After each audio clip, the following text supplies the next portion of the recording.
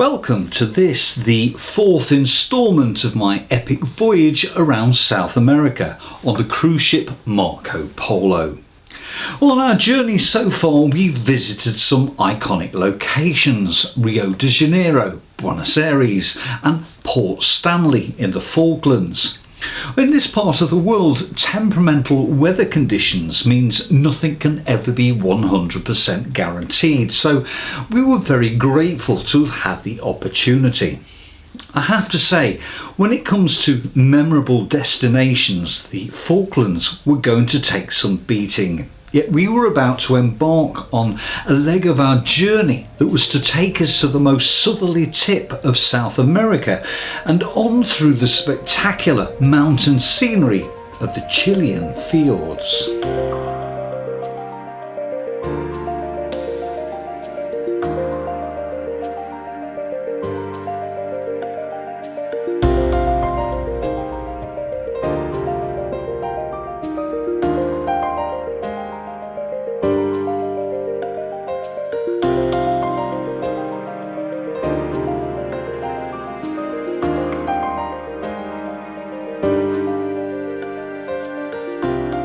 Following our magnificent day in Port Stanley, we did have a second port planned for the Falklands. However, our trip to Carcass Island didn't go quite as planned. While a very small number of folks did actually manage to reach the island and spend some time ashore, due to some choppy seas and technical issues regarding the landing stage, the majority of us had to spend the day on board the Marco Polo, imagining what the experience must be like and gazing forlornly at the inactive tender boats. Not that the views weren't entirely without merit, but we were keen to be moving on, as we had our sights on Chile and the very tip of South America.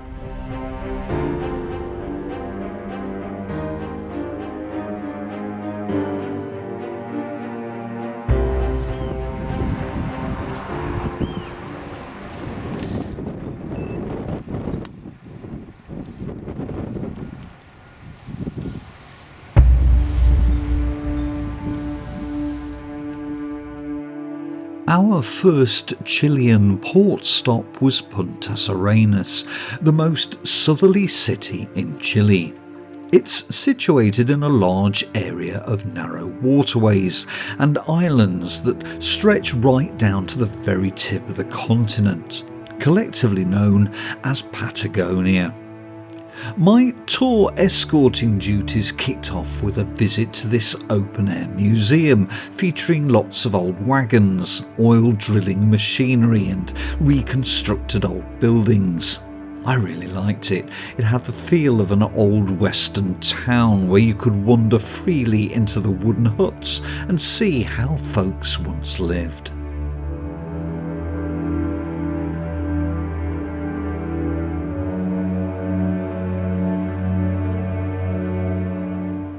Our whistle-stop tour of the city continued with a ubiquitous visit to a very large cemetery. I've lost count of the number of cemeteries I've visited on tours over the years. A brief photo stop also provided us with an extensive panoramic view of the city. This was followed by a visit to a local museum. Never my favourite, if I'm honest. Before finally being dropped off in the main square, close to the cathedral. The statue of Magellan you see there also features two indigenous characters with well-polished toes. It's said that if you rub the toes, you'll return to Puntas Arenas someday. Well, that wouldn't be a bad thing at all. I rather liked the place.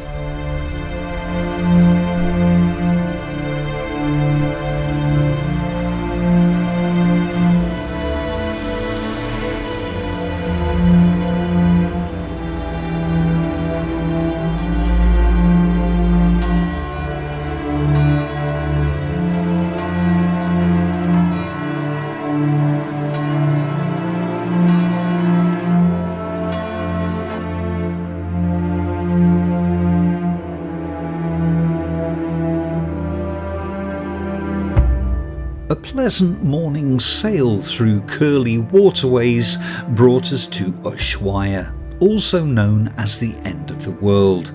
In fact, you can even have your passport stamped as such, just to prove it. Surrounded by the snow-capped mountains of the Marshall Range, it's a place where the Andes meets the Beagle Channel, and from where ships set off on their voyages to Antarctica. We loved it. Heading towards the outskirts of the town, we picked up a footpath that led us upwards past babbling streams and tumbling waterfalls. We crossed a little wooden footbridge and walked through Scooby-Doo woods with spooky furry trees as far as a clearing from where we could view those lofty peaks a little closer. You'd need a full day's hiking to travel any further, which unfortunately we didn't have. As it happens though, we were able to enjoy some spectacular mountain scenery a little later as Marco Polo left the harbour, heading towards the next stage of our journey, a mini adventure to see Cape Horn.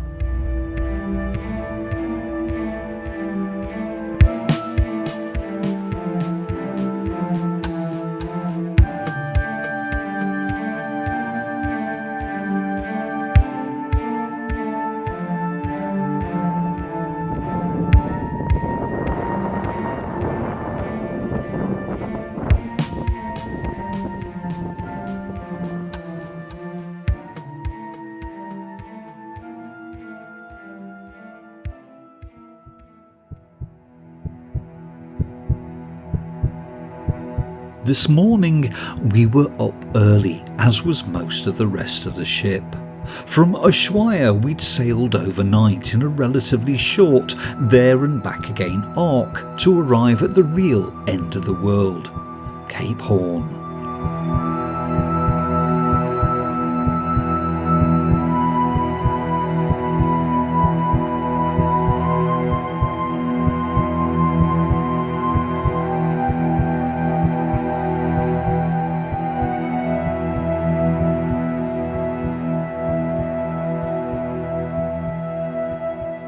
Once again, we'd been incredibly lucky with the weather. There was always a bit of a question mark over whether or not the seas would be kind enough to allow the short trip south to see the Cape. But as it turned out, the conditions were about as near perfect as we could possibly have hoped for. Despite the chill, keen wind and a certain amount of swell, the visibility was clear, giving us a brilliant view of the rocks that make up the infamous Cape Horn. A place where 800 ships have floundered and 10,000 sailors have lost their lives over a period of 400 years. A fearsome reputation indeed. By mid-afternoon we'd retraced our steps back to Ushuaia and the Tierra del Fuego National Park. Once again we were treated to magnificent mountain views, mighty glaciers and spectacular waterfalls. As the day wore on, however, the weather slowly deteriorated. It got much colder and the rain started to fall. It didn't matter though, we'd had a fantastic day.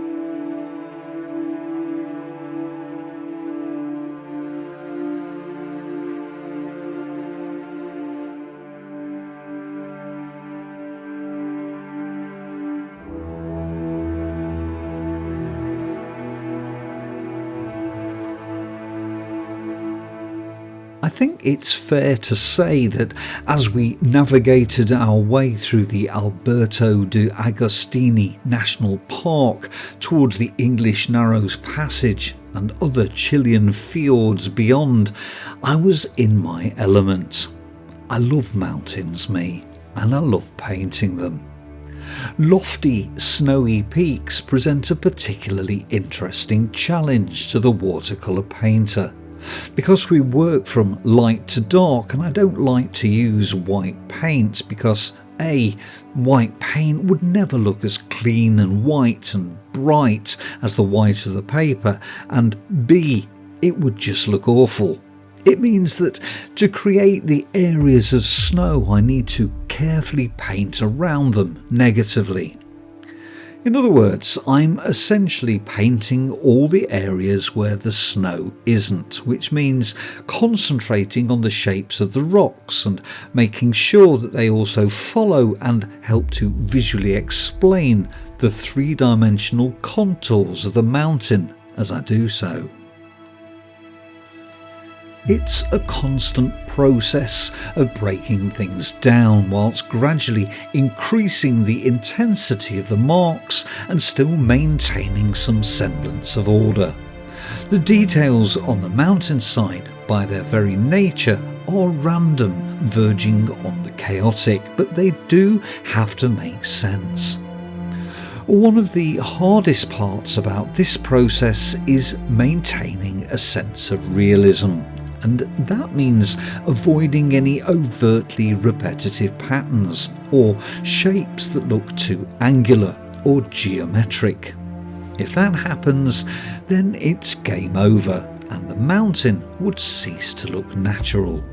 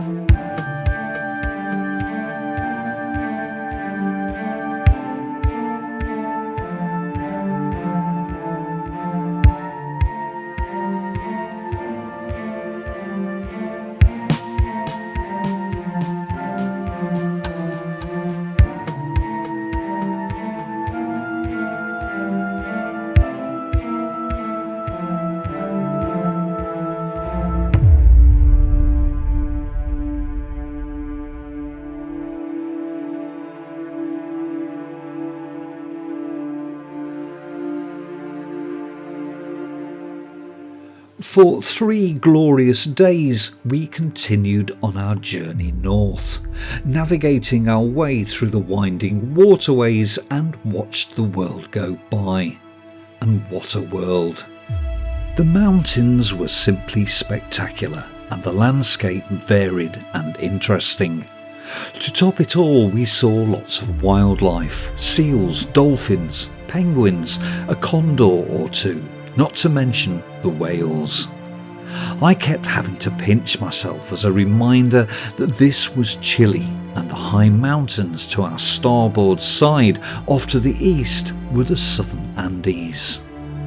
The best moments were when the waterways became particularly narrow and the scenery either side of us drew closer. At one point, it opened up into a large basin, and the captain slowed the ship down to a snail's pace.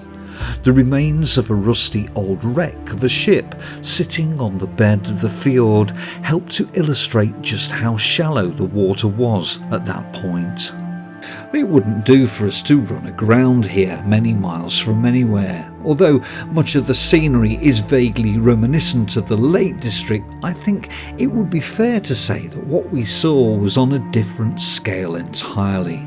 This is true wilderness. It was also some of the most beautiful scenery I think I've ever seen, and felt very privileged to be able to experience it at first hand. This was definitely the highlight of the trip so far.